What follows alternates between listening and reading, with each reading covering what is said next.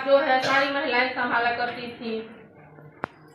इसी बीच यूरेशियन ब्राह्मण यहाँ पर घुसपैठी बनकर घुसे और उन्होंने यह देखा कि यहाँ की महिलाएं शासन नहीं करने देगी, इसलिए उन्होंने पढ़ने का भी अधिकार छीना। वो जानते थे कि अगर एक महिला, हर घर में एक महिला अगर पढ़ी लिखी होती है, अगर पढ़ जाती है तो उसका पूरा परिवार शिक्षित होगा। अगर एक महिला शिक्षित होती है तो पूरा परिवार शिक्षित होगा, और पूरा परिवार शिक्षित हुआ तो मतलब समझिए कि पूरा समाज शिक्षित, और पूरा समाज शिक्षित होगा तो पूरा देश शिक्षित होगा, और यह भारत मतलब आजाद रहेगा। इस पर हम मतलब गुलाम इनको नहीं बना सकते। इसलिए उन्होंने देवी देवताओं के षड्यंत्र में उलझाकर उन्होंने महिलाओं को इतना गुलाम बनाया। उन्होंने कहा कि तुम अगर पर्व त्योहार आप सब भी करती होंगी, मैं नहीं करती कोई पर्व त्योहार, मैं नहीं कहती कि आप मत कीजिए, लेकिन थोड़ी जानकारी होना चाहिए आप लोगों को। उन्होंने पहले उनके बच्चों को मारने की कोशिश की, और मारने लगी तो वो लोग जैसे कि सर बता रहे थे, अशोक सर, कि माँ है बच्चों को बचाने के लिए पूरा मतलब उसको पकड़ लेती है कि नहीं मेरे बच्चे को मत मारिए। उन्होंने षड्यंत्र के तहत कहा कि तुम ज्योतियाँ करो, ज्योतियाँ करोगी तो तुम्हारा बच्चा सुरक्षित होगा, उसे जीवित छोड़ देंगे, ऐसा करेगी तो तुम्हारा बच्चा जिंदा रहेगा।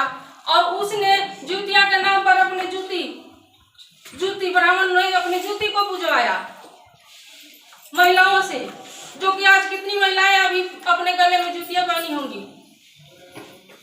सही बोल रही हूँ ना? उन्होंने अपने पैर की जूती को पुजवाया और पुजवा कर जूतिया का नाम दिया और कहा कि जूतिया करोगी तो तुम्हारा बेटा सुरक्षित होगा, वो मरेगा नहीं। मैं जूतिया नहीं करती, मेरे 3 बेटे हैं, आज तक कुछ नहीं हुआ मेरे बेटों को, ऐसा क्यों? फिर पति पर प्रहार किया, पति को कहा कि पति तुम्हारा मर जाएगा अगर तीज नहीं करोगी, करवा चौथ नहीं करोगी। तो उन्होंने करवा चौथ करवाया, तीज करवाया, और करवाने के बाद उन्हें इतना मानसिक गुलामी के साथ शारीरिक कमजोर बना दिया। निर्जला व्रत मतलब कि जैसे जितिया हुआ, तीज हुआ, मैं करती नहीं हूँ की भी नहीं, लेकिन जानती हूँ कि वो निर्जला व्रत होता है 24 घंटे का, और 24 घंटे में वो मतलब वो व्रत को मैंने भूखे प्यासे रहकर बिना पानी पिए वो करती है। तो बताइए 1 घंटा अगर आप लेट से खाना खाती है तो आपको कमजोरी महसूस होती है कि नहीं होती है? होती है ना? तो आप वो 24 घंटा अगर भूखे रहती हैं तो बताइए कि आपका शरीर क्या काम करेगा? आप तो अंदर से कमजोर हो गई ना। साल में मतलब महीना में हमको लगता है कि वो 10 त्योहार आपसे मनवाता है, तो आपके शरीर को तो पहले कमजोर कर, पहले मानसिक गुलाम बनाया और शरीर को कमजोर कर दिया। इसलिए कमजोर किया कि शरीर अगर कमजोर होगा तो ये जब बच्चा पैदा करेगी तो इसका बच्चा कमजोर होगा, और जब बच्चा कमजोर होगा तो हम उस पर शासन कर सकते हैं। इस तरह का षड्यंत्र रचकर उन्होंने महिलाओं को गुलाम बनाया और अपना महिलाओं पर शासन चलाया, और जो कि आज भी चल रहा है, आज भी वो गुलामी चल रहा है। इसमें कुछ महिलाएं हैं जिनको जानकारी है, वो व्रत त्योहार न करती होंगी, लेकिन मुझे लगता है कि सारी करती हैं। ये मैं नहीं कर रही कि मत कीजिए, लेकिन कुछ जानिए, जानकारी के लिए मैं बता रही हूँ कि आपको जानना चाहिए कि क्या क्या हुआ है उस इतिहास के बारे में।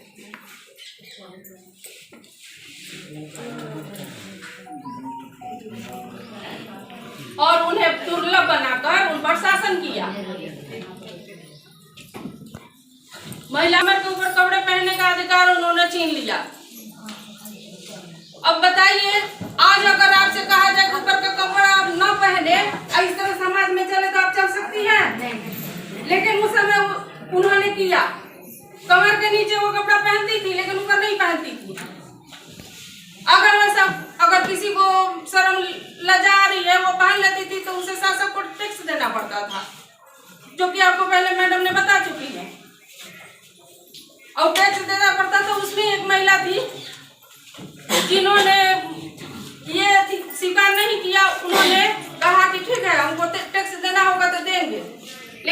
टैक्स के लिए उनके पास पैसे नहीं थे। उन्होंने केला का पत्ता पर जब टैक्स लेने आए, ऐसा उनके साथ अत्याचार होता था कि स्तन के साइज का जितना वजन है, स्तन का जितना वजन है उस अनुसार टैक्स लिया जाता था। किसी का साइज ज्यादा है तो उससे ज्यादा टैक्स लिया जाता था, कम है तो कम टैक्स लिया जाता था। इस प्रकार की उस समय कुरीतियां होती थी। और उन्होंने केला के पत्ता पर अपने दोनों स्तन को काट कर और शासकों के सामने रखा और रखने के बाद वहीं पर मूर्छित होकर मर गई। बताइए, इस तरह का उस समय अत्याचार हो रहे थे।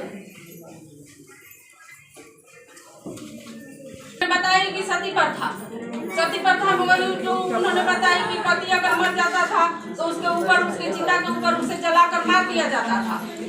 उसी में एक और उन्होंने प्रथा बनाई थी, अगर वो पति मर गया तो विधवा हो गई तो उसको एक कमरे में मतलब अलग कमरे में, मतलब झोपड़ी में उसको रखा जाता था। उसको न खाट दिया जाता था, न कुछ, एक चटाई दे दिया जाता था, एक बर्तन गिलास दे दिया जाता था और उसी में उसको चूल्हा चौका सामान, उसी में उनकी बनाकर रखाती थी और रखी थी। उसे तेल मसाला चिकना, मैंने कोई भी बढ़िया चीज खाने का अधिकार नहीं था कि उन्होंने बनाया। वैसे 12 ब्राह्मण ने बढ़िया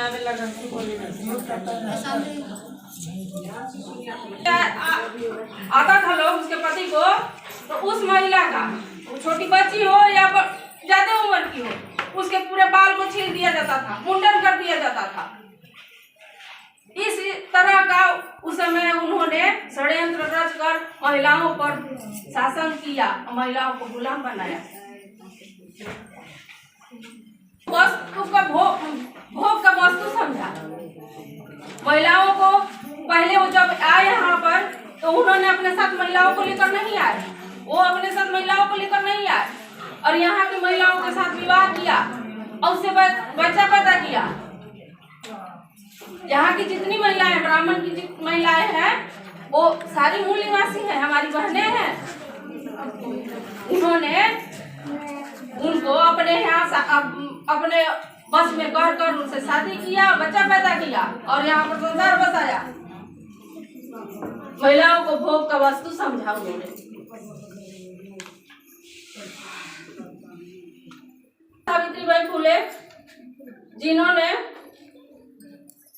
बच्चियों को पढ़ने के लिए प्रेरित किया, उन्होंने देखा कि समाज में महिलाओं को के ऊपर इतना अत्याचार हो रहे हैं, अगर महिलाएं शिक्षित नहीं होगी तो आगे समाज सुधरने वाला नहीं है। उन्होंने बच्चियों को पढ़ाया, पढ़ने के लिए प्रेरित किया। सरिता जी ने बताया, मंजू मैडम भी बता रही थी कि वो जब घर से बाहर विद्यालय के लिए जाती थी तो उनके ऊपर कीचड़, गोबर, मिट्टी, जितने भी गंदी चीजें होती थी वो उनके ऊपर फेंका करते थे। फिर भी माता सावित्रीबाई फुले ने हार नहीं मानी और एक थैला में कपड़ा, अपना साड़ी लेकर जाती थी, वहां चेंज करती थी, बच्चियों को पढ़ाती थी, घर घर जाकर बच्चियों को बुलाती थी और फिर वापस आती थी। इस तरह के उन्होंने अत्याचार किया कि सावित्रीबाई फुले छोड़ दे पढ़ाना, लेकिन फिर भी वो हार नहीं मानी। वो महिला थी, इस देश में काम की थी, बच्चियों को पढ़ाने का, महिलाओं को पढ़ाने का काम,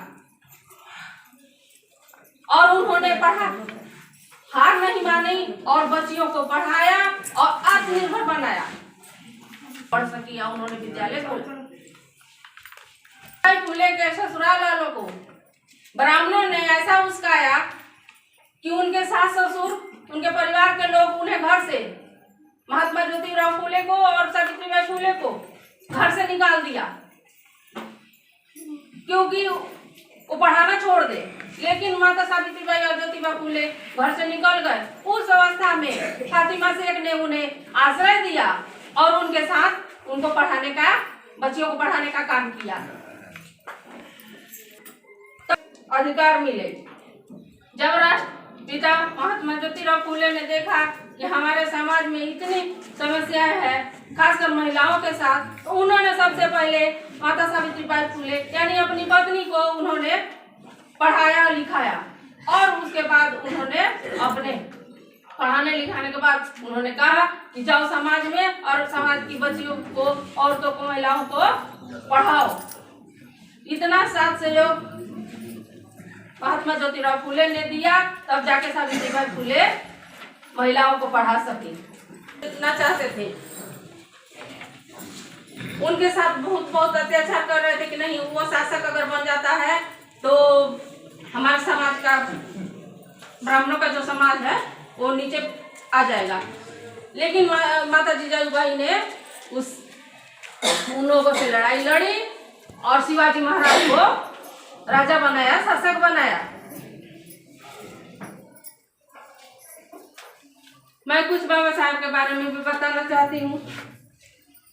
बाबा साहब जन्म लिया उन्होंने जब छोटे थे, जब स्कूल में जाया करते थे तो उनके साथ उनको स्कूल में घुसने नहीं दिया जाता था, उनको स्कूल क्लास के बाहर रखा जाता था। उसी अवस्था में वो पढ़ते थे। अगर उनको प्यास लगी तो उन्हें मटके का पानी नहीं छूने दिया जाता था कि तुम अछूत हो, तुम छुओगे तो हम लोग अपवित्र हो जाएंगे।